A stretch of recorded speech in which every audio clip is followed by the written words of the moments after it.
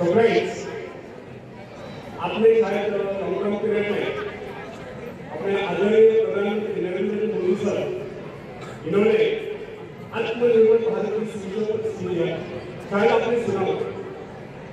तो भारत आत्मनिर्भर कब बनेगा? जब भारत का हर लोग हर युग आत्मनिर्भर बनेंगे तभी भारत आत्मनिर्भर बन सकता है। और इस विषय पर मैं बोलने वाला हूँ। तो फ्रेंड्स, आत्मनिर्भर बनने की क्षमता वास्तव में हमें मिलती है, परंतु बहुत कम लोग ऐसे होते हैं जिन्हें अपने ऊपर विश्वास है, दूसरों का सहारा ढूंढना उनकी आदत से बना है। यह बात हमें कभी नहीं भूलनी चाहिए। दूसरों के सहारे चलना तो बड़ा आसान है, किंतु इससे हमारी नई से शक्ति क्षीण हो जाती है। मस्तिष्क और योग्यता इनका जितना उपयोग किया जाएगा, ये उतने बड़े इनका उतना ही विकास होगा। एक नंबर नहीं कि अपने आप कुछ करने की बात तो कैसे लोगों के मन में आती है। कुछ लोग अपने आप एक ही काम करते रहते हैं और वो अपने बदनसीबी होकर होना या दूसरों के आश्रय पर उनके गुणगान करें। ऐसे लोग जिन्हें सदा दूसरों के बल पर विश्वास होता है, वे केवल पिछलों की सत्ता पाकर निंदा के पात्र बने रहते हैं। ऐसे लोग अपने आंतरिक शक्तियों का भी लाभ नहीं उठा पाते। ये समझना, आप यदि जन्मजात नेता नहीं है तो ऐसे लोग जन्मजात कोई क्या होता है, कोई मान नहीं होता, कोई वैज्ञानिक नहीं होता, बल्कि एक अवतार है। जन्म के बाद अपने में ऐसी शक्ति पैदा करता है जिसके सहारे वो अपने व्यक्तित्व की अलग पहचान बना लेता है।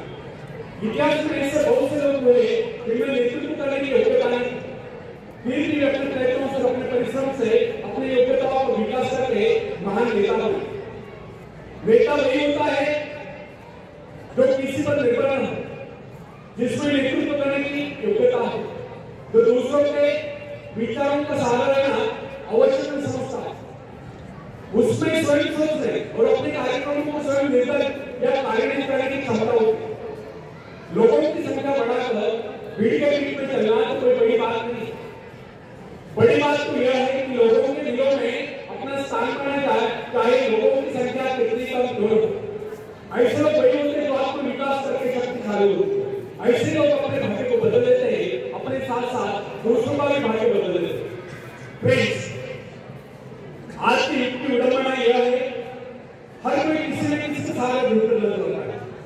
किसी को अपने धन का सहारा लेना पड़ता है, किसी को अपने मित्र का, कुछ तो अपने वंश पर ही पूरे नहीं समझते। ऐसे तो बहुत कम लोग होते जिन्हें अपने ऊपर पूरा विश्वास है। दूसरों की शक्ति पर जीने वालों का एक मनुष्य यह भी होता है, ऐसे लोग सुबह को किसी न किसी को दोष चलाकर अपना पक्ष बढ़ाने का अवसर ढूंढते हैं।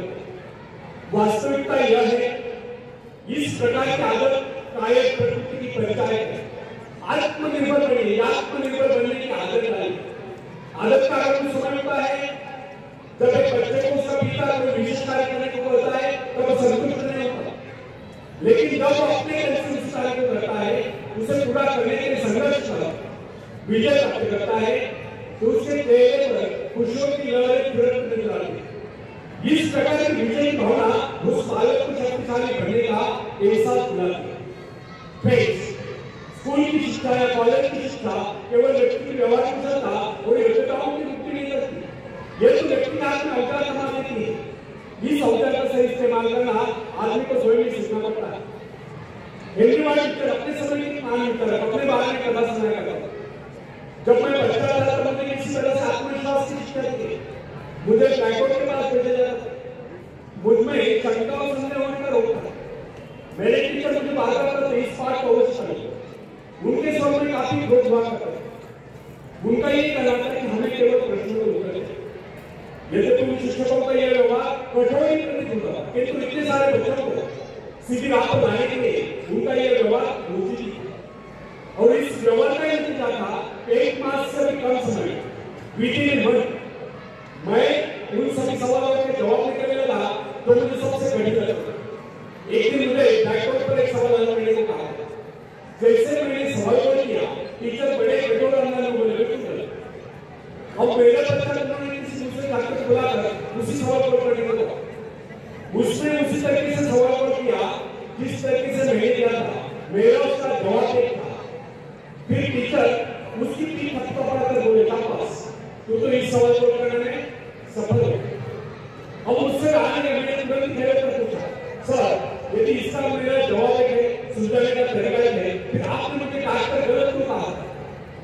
जब टीचर बोले ये बात तो मैंने पहले भी नहीं, जब मैंने कुछ गलत कहा।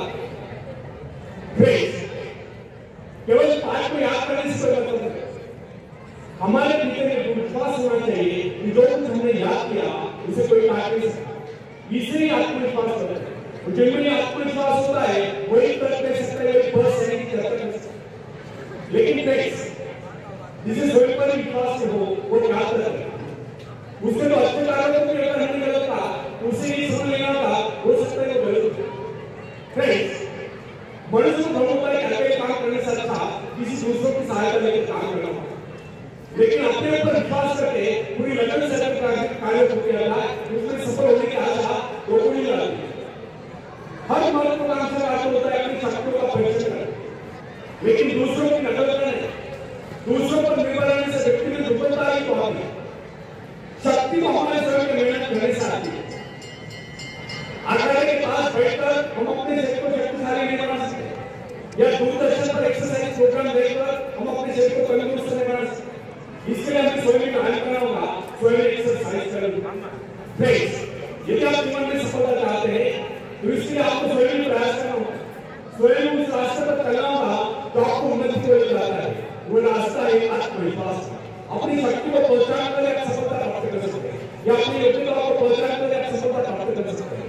मगर यदि आप ये सोचते हो कि संसार में कोई दूसरा व्यक्ति काम करे और सफलता हमें प्राप्त हो, वैसे कैसे जो लोग बच्चों को इस प्रकार जीवन क्षेत्र में उतरना चाहते हैं वे बिना किसी संघर्ष के, बिना कोई कष्ट उठाए आगे बढ़े, वे उनके काम में कांटे दिखाते हैं।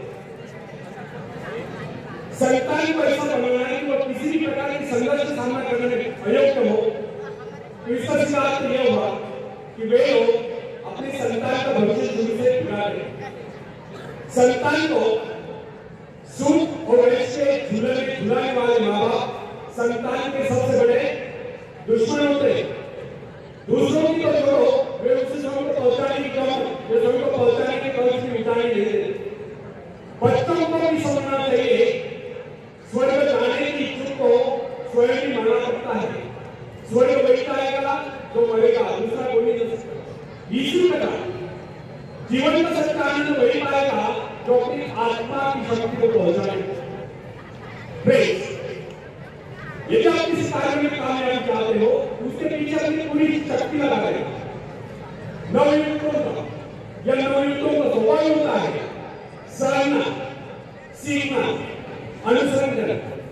लेकिन अगर उनके अभिभावकों द्वारा या माँ बाप के द्वारा 55 से सारे हिसाब देकर उन्हें जीवन संघर्ष से हतोत्साहित किया गया हो, निराश किया गया हो, तो इसका परिणाम ये निकलता है चलना होता है। उनकी हालत पैसा के ऊपर चलना नहीं होता है, फिर तमाम उम्र बिना किसी सहारे के चले। इसलिए यदि जीवन में कुछ करना चाहते हो, कुछ बनना चाहते हो, तो अपनी सहायता स्वयं करो। किसी की सिफारिश और दबाव से आगे बढ़ने के पहले आपको भविष्य को नष्ट कर दो। स्वयं को ईश्वर का बनाओ कि आपको किसी दूसरों से सहायता की आवश्यकता नहीं होती। अपने भीतर अपना साहस और विश्वास रखें। आनंद को उसी उन्नति में आता है जो स्वयं के द्वारा प्राप्त है। दूसरों के भरोसे उनकी सहायता से आगे बढ़कर अपने को अपना बनाने के लिए उपाय सकता है। इससे तो मनुष्य की अपनी सारी शक्ति कम हो जाती है, अपनी बुद्धि कुंड हो जाती है, जो दूसरों की सहायता का मोहताज बना देता है। जो अपना हाथ तक नहीं ला सकता वो क्या कर सकता है, वो जीवन में दूसरे का मोहताज बना जाएगा। ना उनमें आत्मविश्वास आता है, ना वे स्वयं के बल से आगे बढ़ पाते हैं। उनका तो भविष्य ही अंधकार में होता है। बड़े बड़े सवाल थोड़ा डिस्टर्ब वाटत है।